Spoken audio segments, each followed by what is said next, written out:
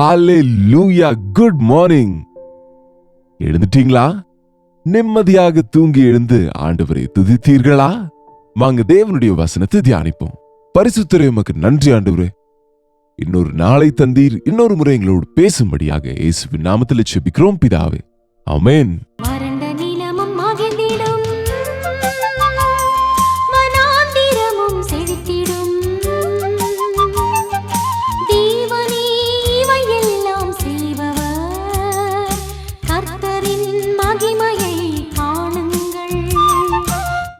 இருதயத்தை கெடுக்கிற குடிநரிகளை பிடிக்க முயற்சிக்கிறோம் இல்லையா? நீங்க யாராவது நேற்றைய தினத்தில் உங்க இருதயத்தில் இருக்கிற பெருமையை கவனித்தீர்களா? உங்கள் நிலைமையை ஆண்டவர் சமூகத்தில் ஒத்துக்கொண்ட ஆண்டவரே, தாழ்மையில இருதயம் எனக்கு தாரும் என்று ஜெபித்தீர்களா?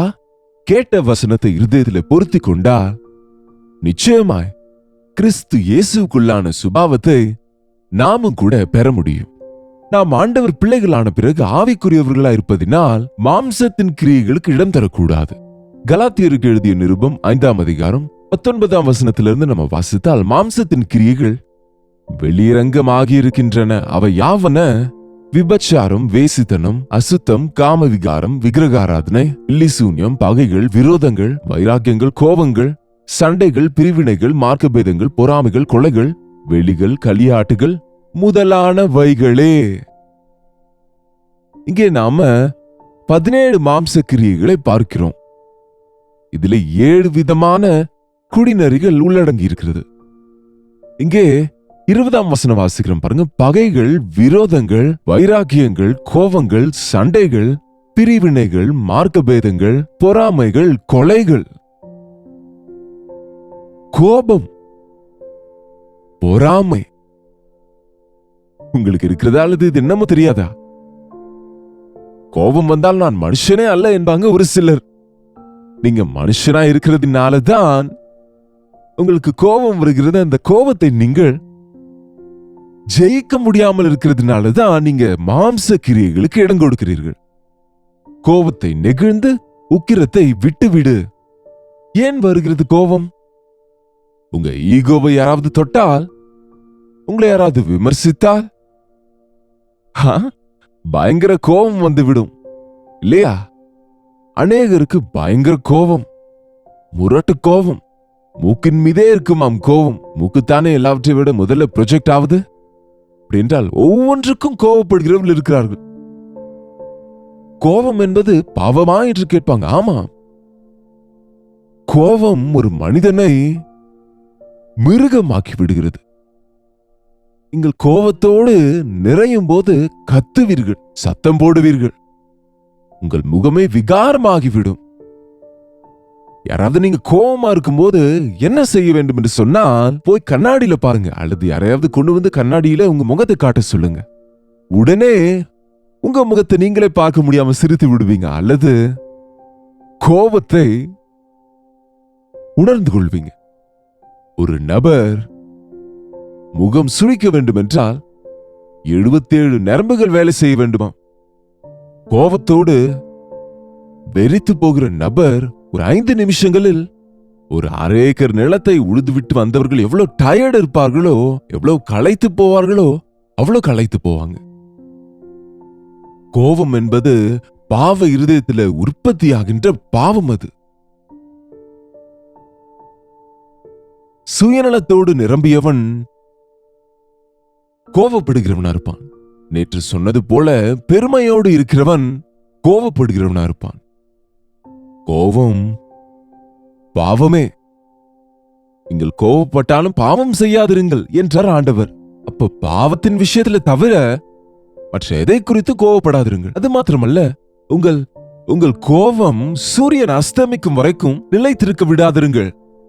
கோபத்தை மனதில் வைத்து படுத்திக் கொண்டிருந்தீங்கன்னு வைங்க, அது விரோதமாய்விடும், பகையாகிவிடும், அது ஊறிவிடும். யார் மீதாவது கோபம் இருந்தால் உடனே அவங்களுக்கு நீங்க போன் செய்து அவங்களை மன்னித்து விடுங்க. யார் மீதாவது உங்களுக்கு கோபம் இருந்தா உடனே அதை அறிக்கை செய்து விட்டு விடுங்கள். அல்லது தன் கோபமே தன் சத்ரு என்பது போல நம் கோபம் யாரையோ கெடுப்பது இன்னொரு பக்கம் இருக்கட்டும், நம்மை அழித்து விடும். கோவப்படும் போது உன் சரீரத்திலே மாற்றம் நடக்கிறது. உன் வயிற்றில சாறு ஊறுகிறது. அந்த சாறு உன் குடல்களே தின்றுவிடும். ஆகவே கோபத்திலிருந்து எனக்கு விடுதலை தாரும் ஆண்டவரே என்று ஜெபிக்க நீங்க கற்றுக்கொள்ளுங்க. சில முறை அது நம்ம ஜீன்ஸ்ல இருக்கும். நம்ம முன்னோர்கள் நமக்கு தந்த வரம். ஒருவருடைய பெற்றோர் கோவப்படுகிறவர்களா இருந்தால் நிச்சயமா நீங்களும் கோவப்படுகிறவர்களா இருக்கணும்னு அவசியம் இல்லை. ஏசாண்டவர் கிருபையினால நாம நம்முடைய பெற்றோர் கொடுத்த பாவங்களை ஜெயித்து அதிலிருந்து விடுவிக்கப்பட்டு கர்த்தருடைய சாயலில் நாம மாற முடியும். சாந்த குணம் நம்ம பெற்றுக்கொள்ள முடியும். கோபக்காரனாகிய மோசேயை ஆண்டவர் தன் கரங்களில் எடுத்துக்கொண்ட போது பூமியிலேயே சாந்த குணமுள்ள மனிதனாக மாற்றினார் பாருங்க. உங்க கோபத்துக்காக மனஸ்தாபப்படுங்கள். ஏதோ பரவாயில்ல, கோவத்துல அப்படி பேசிவிட்டேன். கோவத்துல கெட்ட வார்த்தைகள் வரும், கோவத்துல தீய வார்த்தைகள் வரும். கோவத்தில்லாம தெரியாமலேயே நம்ம எத்தனையோ சாபங்களை விட்டு விடுவோம். அதன் பிறகு நீங்க எவ்வளவு வருத்தப்பட்டாலும் உங்க பிள்ளைகளை நீங்களே சபித்துக் கொண்டு அந்த சாபங்களுக்கு அவங்க ஆளாகும் போது நீங்க எவ்வளவு வருத்தப்பட்டாலும் என்ன பிரயோஜனம்? அன்பு என்ற கனி, சாந்தம் என்ற கனி நமக்குள் வராமல் கோபம் என்னும் குழிநரிகள் சேர்ந்து நம் இருதயத்தை கெடுக்கிறது. அதனாலதான் இருதயத்தை தேவ சமூகத்திலே ஊற்றி அதை சரி செய்து கொள்ள வேண்டும். இந்த கோபத்துடனே வருவது இன்னொன்று இருக்கிறது, பொறாமை. பொறாமைனாலும் கோபம் வரும், கோபத்தினாலும் பொறாமை வரும். பாருங்க, அவங்க நல்லா இருக்கிறாங்க, நான் நல்லா இல்லை. இப்படி கம்பேர் செய்து கொள்ளும் போது மற்றவர்களோடு நம்மை அதிகமாய் அவங்களோட நம்ம போட்டி போடும் போது அந்த பொறாமையின் குணம் வந்துவிடும். மற்றவங்களை யாராவது புகழ்ந்தா நம்மளால பொறுக்க முடியாது. மற்றவர்கள் நம்மை விட உயர்ந்த நிலைக்கு வந்தா நம்ம பொறுக்க முடியாது. இது எவ்வளவு மோசமான குணம் சொல்லுங்க. ஆண்டவர் கொடுத்த குணம் என்றால் நாம மற்றவர்களை நாம நம்மை விட அதிகமாக எண்ண வேண்டும் என்று வேதம் சொல்லுகிறது. ஏபேலின் காணிக்கை ஆண்டவர் ஏற்றுக்கொண்டார், என்னுடைய காணிக்கை ஆண்டவர் ஏற்றுக்கொள்ளவில்லை என்ற காயினுக்கு முதலில் கோபம் வந்தது. என் காணிக்கையை ஏன் ஏற்கவில்லை என்று கோபம் வந்தது தேவன் மேலே. அவன் காணிக்கையை ஏன் ஏற்க வேண்டும் என்று பொறாமையினாலே தன் சொந்த சகோதரனை கொன்று போட்டான். இன்றைக்கு எங்கு பார்த்தாலும் சண்டைகள், கொலைகள், விரோதங்கள், பிரிவினைகள். இந்த கோபம், பொறாமைகள் என்னும் குடிநரிகள் உங்கள் இருதயத்தை ஆளாமல் கோபத்தை நெகிழ்ந்து உக்கிரத்தை விட்டுவிடு. பொறாமையோடு சுயநலத்தோடு சொந்த தம்பியை கொன்று போட்டான். சவுலுக்கு கோபம் வந்தது தாவீதின் மீது, விஷப்பார்வை வைத்தானாம். அவனை ஏன் எல்லாரும் புகழ்கிறார்கள்? தாவீது கொன்றது 10,000, நான் கொன்றது 1000. 1000 தானா? இருப்பதைத்தான் அவர்கள் பாடினாள். ஆனால் இவனோ பொறாமையினாலே தாவீதை கொல்ல வேண்டும் என்று எந்த நிலைக்கு பின்வாங்கினானோ, கடைசியில அந்த கோபத்தை மனதில் வைத்துக் கொண்டு, அந்த பொறாமை விரோதத்தை மனதில் வைத்துக் கொண்டு கடைசிக்கு தன்னுடைய கத்தின் மேல் அவனே விழுந்து சாக வேண்டிய நிலைக்கு இறங்கினான். பொறாமை வேண்டாங்க. பொறாமை உள்ளவர்கள், புத்தி இல்லாதவர்கள் பொறாமையால் சாவார்கள் என்று வேதம் சொல்கிறது. நீ இன்னொருவர் மீது பொறாமைப்படும் போது அது உனக்கே தீமை செய்கிறது. இந்த கோபம், பொறாமை என்னும் குடிநரிகள் அன்பு, நீடிய சாந்தம், ஆவின் கனியோ அங்கே இருக்கு பாருங்க. கலாத்தியருக்கு எழுதிய நிருபத்துல நம் வாழ்க்கையில நம்ம ஆவின் கனியை கொடுக்காதபடிக்கு இந்த சரீர காரியங்கள் நம்மை கெடுத்து போடுகிறது. 22ஆம் வசனத்துல ஆவின் கனியும் அன்பு, சந்தோஷம், சமாதானம், நீடிய பொறுமை, தயவு, நற்குணம், விசுவாசம், சாந்தம், இச்சையடக்கம். உன் வாழ்க்கையில சந்தோஷத்தை கெடுக்கிறது உன் பொறாமை. பொறாமையுள்ளவர்கள், கோவப்படுகிறவங்களை பாருங்க, அவங்க சந்தோஷமா இருக்க முடியுமா? உன் வாழ்க்கையில நல்ல கனிகள் இல்லாமல் உன்னை அன்புள்ளவனாக, ஆண்டவருடைய பிள்ளையாக உன்னை மாறவிடாமல் இருக்க காரணம் இந்த குடிநரிகள் தான் பாருங்க. நாம் ஆவியின் கனிகளை கொடாதபடிக்கு அவ்வப்போது அவைகளை, பிஞ்சுகளை அழித்து போட பெருமையும் கோபமும் பொறாமையும் இந்த குடிநரிகள் உங்கள் ஆவிக்குரிய வாழ்க்கையை, உங்கள் சாட்சியை கெடுத்து விடுகிறது. அதை பிடித்துக் கொள்ளுங்க. கோபம் வரும்போது முழங்காலில் விட கற்றுக்கொள்ளுங்கள். கோபத்திலே நீங்க பேசிய வார்த்தைகளுக்காக தேவ சமூகத்திலே மனஸ்தாபப்படுங்கள்.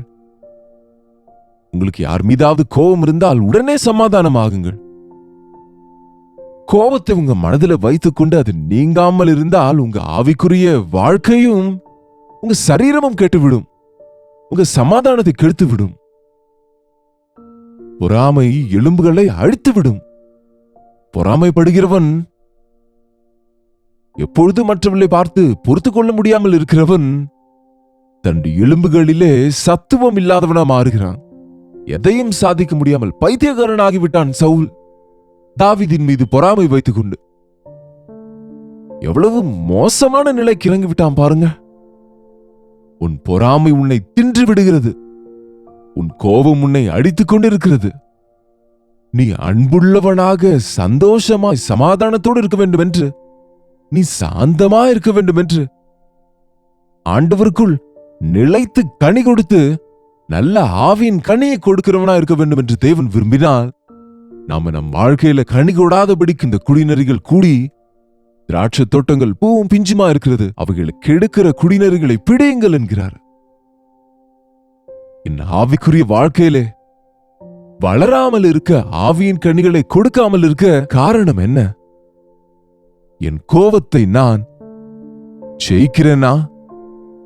என் பொறாமையை ஜெயித்து அன்பினால் நிரப்பப்படுகிறேனா என்று நம்ம பரிசோதிக்க வேண்டியது இருக்கிறது.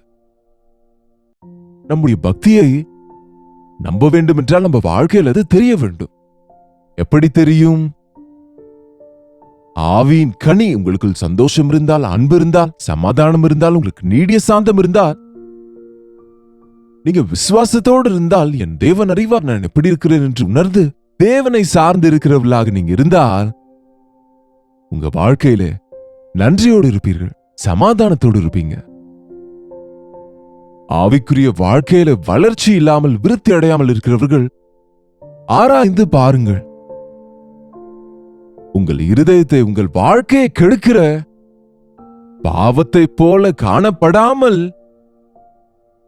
சின்ன கோபம் தானே, சின்ன சின்ன பொறாமை தானே, சின்ன பொறாமையின் எண்ணம் தானே, ஆமாங்க, எண்ணங்களிலேயே நீங்க அதை ஜெயிக்க வேண்டும்.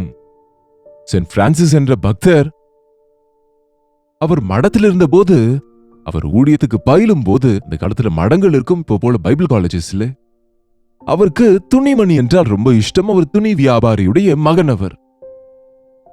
அவர் பயங்கரமான வியாதிப்பட்டு பல நாள் படுக்கையில இருந்த பின்பு, அவருக்கு சரியாகி வந்த பிறகு எலும்பு கூடு போல மாறிட்டார். ஒல்லியாக பேலாகிவிட்டார். ரொம்ப நாளா படுக்கையிலே இருக்கிறேன்னு சொல்லி அவருடைய விலையுயர்ந்த வஸ்திரம் ஒன்றை தரித்துக் கொண்டு கண்ணாடி முன்னாடி சென்றாராம். ஒரு எலும்பு கூடுக்கு ஒரு நல்ல சால்வை அணிவித்தால் அது எவ்வளவு அழகாக இருக்கும். அப்பொழுது புரிந்தது அவருக்கு என்னவென்று, வஸ்திரத்தை பார்க்கிலும் சரீரம் முக்கியம் அல்லவோ, சரீரத்தை பார்க்கிலும் ஆவிக்குரிய வாழ்க்கை முக்கியம் என்று அவர் திரும்ப ரட்சிக்கப்பட்டார். அதன் பிறகு மும்மரமாக ஊழியம் செய்தார். இப்படிப்பட்டவங்க வாழ்க்கையை நீங்க வாசிங்க, புத்தகங்கள் இருக்கிறது, அவர் வாழ்க்கை குறித்து வாசியுங்கள்.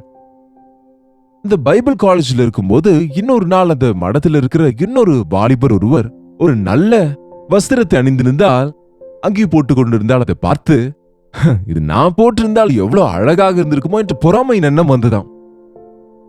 பரிசுத்த ஆவியானவர் உடனே அவரை உணர்த்திய போது, அந்த நபரிடத்துக்கு சென்று, உன்னுடைய உடையின் மீது எனக்கு பொறாமை வந்தது, உன் மீது எனக்கு பொறாமை வந்தது, என்னை மன்னித்து விடு, அந்த அங்கியை நான் அணிய வேண்டும் என்ற ஆசை வந்தது, என்னை மன்னியும் என்று கேட்டாராம்.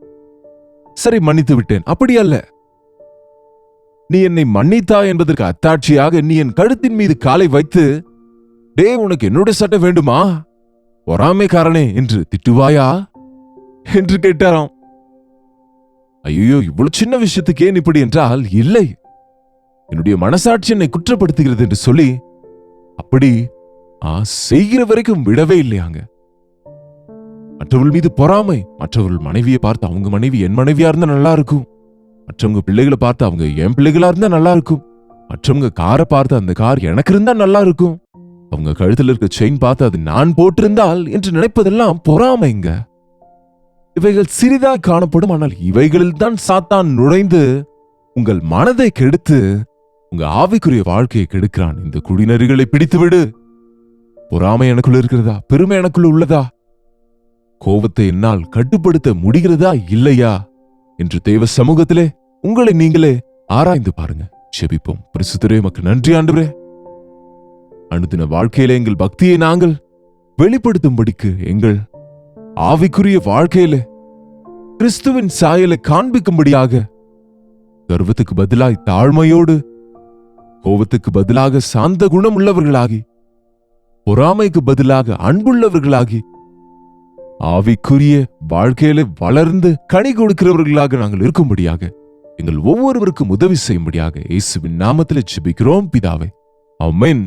நம்முடைய பிதாவாகி தேவனுடைய அன்பும் குமாரனாக இயேசு கிறிஸ்துவின் கிருபையும் பரிசுத்த ஆவியானவருடைய அந்யோன்யமும் ஐக்கியமும் கூடி வந்திருக்கிற நம் அனைவருக்கும் இப்பொழுதும் சதா காலமும் துணையாக இருப்பதாக, ஆமென். தேவனுக்கு ஸ்தோத்திரம். உங்களுடைய ஜெப விண்ணப்பங்களை, பாரங்களை எங்களுக்கு நீங்க தெரியப்படுத்துவதற்கு 8939801234 நீங்கள் ஒரு டெக்ஸ்ட் அல்லது வாய்ஸ் மெசேஜ் அனுப்புங்கள் என்று நாங்கள் கேட்கிறோம். உங்களில் அநேகர் அனுப்புகிறீர்கள். உங்களுக்காக ஜெபிக்கிறோம். நீங்களும் ஜெபியுங்கள். தேவன் அற்புதமாக நமக்கு பதில் தருவார். நம்முடைய வாழ்க்கையில, நம்முடைய இருதயத்துல நம்ம ஜெயிக்க முடியாத ஒவ்வொரு பாவத்திற்காகவும் மனஸ்தாபத்தோடு, உடைந்த இருதயத்தோடு ஜெபித்தால் தேவன் தம் ஆவியினாலே நம்மை நிரப்பி பரிசுத்தப்படுத்துவாருங்க. கர்த்தருக்கு சித்தமானால் நாளைக்கும் இதே நேரத்தில் அனுதின தியான நிகழ்ச்சியில மீண்டும் நான் உங்களை இன்னொரு தேவ செய்தியோடு சந்திக்கிறேன். அதுவரை கர்த்தருடைய கிருபை உங்களுக்கு துணையாக இருப்பதாக.